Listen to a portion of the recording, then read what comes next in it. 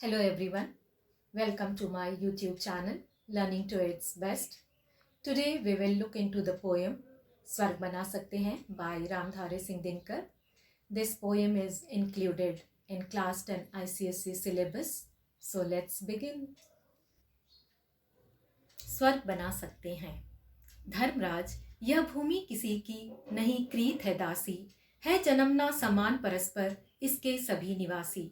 सबको मुक्त प्रकाश चाहिए, सबको मुक्त समीरण, बाधा रहित विकास मुक्त आशंकाओं से जीवन।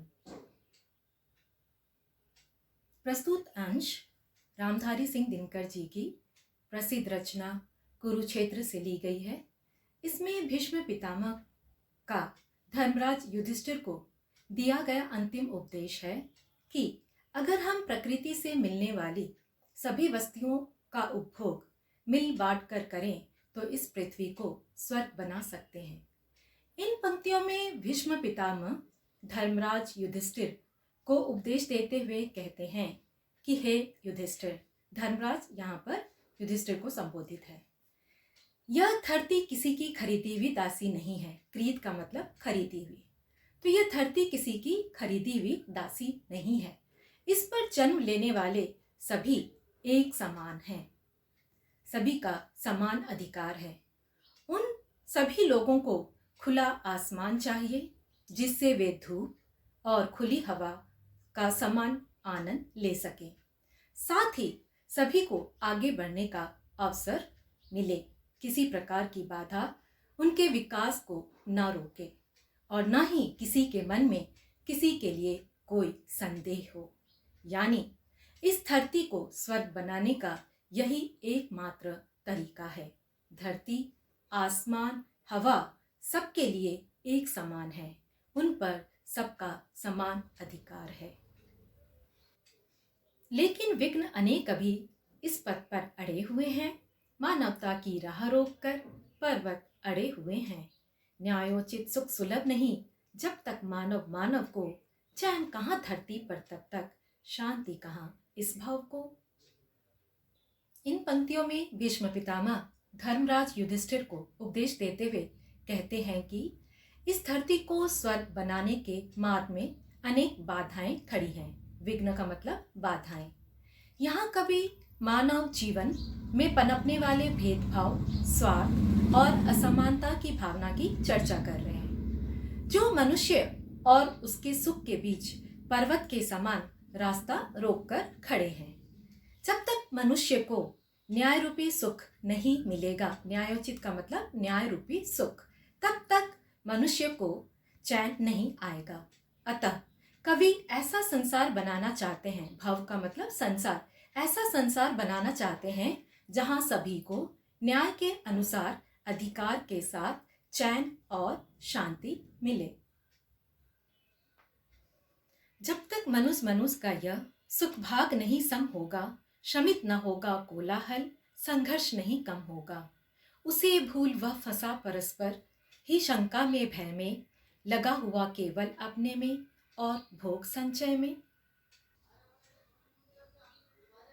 इन पंक्तियों में कवि का मानना है कि जब तक मनुष्य के जीवन में समानता का सुख नहीं होगा, तब तक मनुष्य के मन में असंतोष रहेगा। यानी असंतोष के कारण अशांति बनी रहेगी। अन्याय के विरुद्ध मानवता का आंदोलन का शोर तब तक कम नहीं होगा जब तक प्रकृति के साधन सबको समान रूप से नहीं मिल जाता। सम का मतलब यहाँ पर समान, शमित का मतलब नष्ट, कोलाहल का मतलब शोर। तो अन्याय के विरुद्ध मानवता का आंदोलन तब तक खत्म नहीं होता है जब तक प्रकृति के साधन सबको समान रूप से नहीं मिल जाता।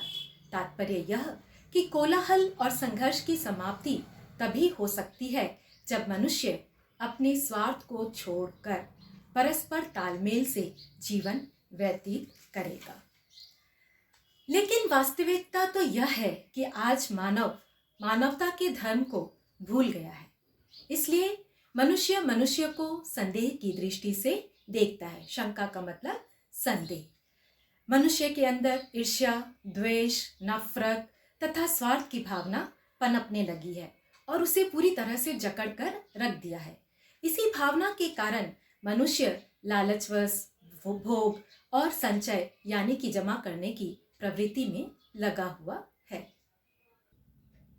प्रभु के दिए हुए सुख इतने हैं विकीर्ण धरती पर, भोग सके जो उन्हें जगत में, कहाँ अभी इतने नर। सब हो सकते तुष्ट एक सा, सब सुख पा सकते हैं, चाहे तो पल में धरती को स्वर्ग बना सकते हैं। रामधारी सिंह दिनकर। इन पंक्तियों में यह बताया गया है कि इस पृथ्वी पर प्रचुर मात्रा में सुख के साधन उपलब्ध हैं, जैसे वन, पर्वत, नदियां, जल, मिट्टी, सोना उगलने वाली हमारी धरती, पेड़ पौधे आदि मौजूद हैं। यानी धरती पर किसी भी चीज की कोई कमी नहीं है। इस धरती पर भोग करने वाली वस्तुओं का जितना विस्तार है, अभी उसका इस्तेमाल करने वाले उतने मनुष्य भी नहीं हैं। विकीर्ण का मतलब फैला हुआ, विस्तार। यदि कुछ लोग अपने जमा करने यानी संचय की प्रवृत्ति को त्याग दें, छोड़ दें, तो सबको उपभोग करने के बाद भी प्राकृतिक साधन बचे रह जाएंगे।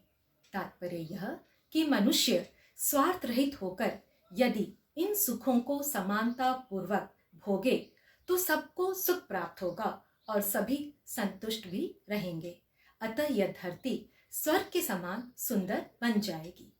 यहाँ भी वही सुख प्राप्त होंगे जो स्वर्ग में प्राप्त होते हैं।